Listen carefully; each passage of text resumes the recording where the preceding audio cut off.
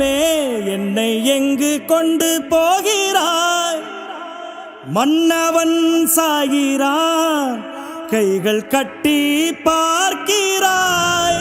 வாழ்க்கையின் காரணம் என்னை விட்டு போகுதோ? வீதியில் வீரவான் தீப்பிடித்து வேகுதோ? திரும்பி வா,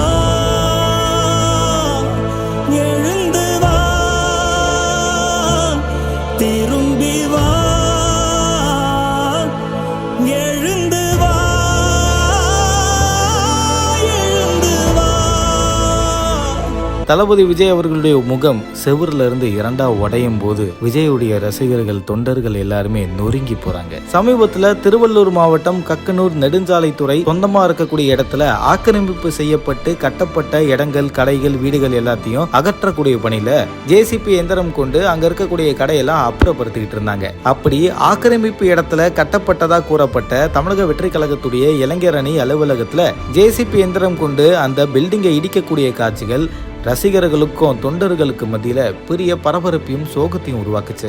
திருவள்ளூர் மாவட்டத்தில் இருக்கக்கூடிய தமிழக வெற்றி கழகத்துடைய இளைஞரணி அலுவலகத்தை ஜேசிபி எந்திரம் கொண்டு நெடுஞ்சாலைத்துறை அகற்றக்கூடிய காட்சிகள் இணையத்துல வேகமா பரவி வந்தது. இப்படி இருக்கும்போது அந்த கட்சியை சார்ந்து இருக்கக்கூடிய ஒருத்தர் தன்னுடைய இன்ஸ்டாகிராம் பக்கத்துல பிரவீன்றவர் இந்த வீடியோவை பதிவிட்டிருக்காரு. அந்த இளைஞரணி அலுவலகம் ஃபர்ஸ்ட் எப்படி இருந்தது, ஆக்கிரமிப்பு இடத்துல கட்டப்பட்டதா கூறப்பட்ட அந்த அலுவலகத்தை நெடுஞ்சாலைத்துறை இடிக்கும் போது அந்த காட்சிகள் எப்படி இருந்ததுன்றத எடிட் பண்ணி போட்டிருக்காரு. அதுல குறிப்பா விஜய் அவர்களுடைய முகத்தை பெயிண்ட் பண்ணியிருப்பாங்க. அந்த செவரில் விஜய் அவர்களுடைய முகத்தை வரைஞ்சிருப்பாங்க. அந்த ஜேசிபி எந்திரம் கொண்டு உடைக்கும் போது விஜய் அவர்களுடைய முகம் ரெண்டா பிளவுபட்டு அப்படியே சரிஞ்சு விழக்கூடிய காட்சிகள் விஜயுடைய ரசிகர்களுக்கும் தொண்டர்களுக்கும் பெரிய வருத்தத்தை உருவாக்குது.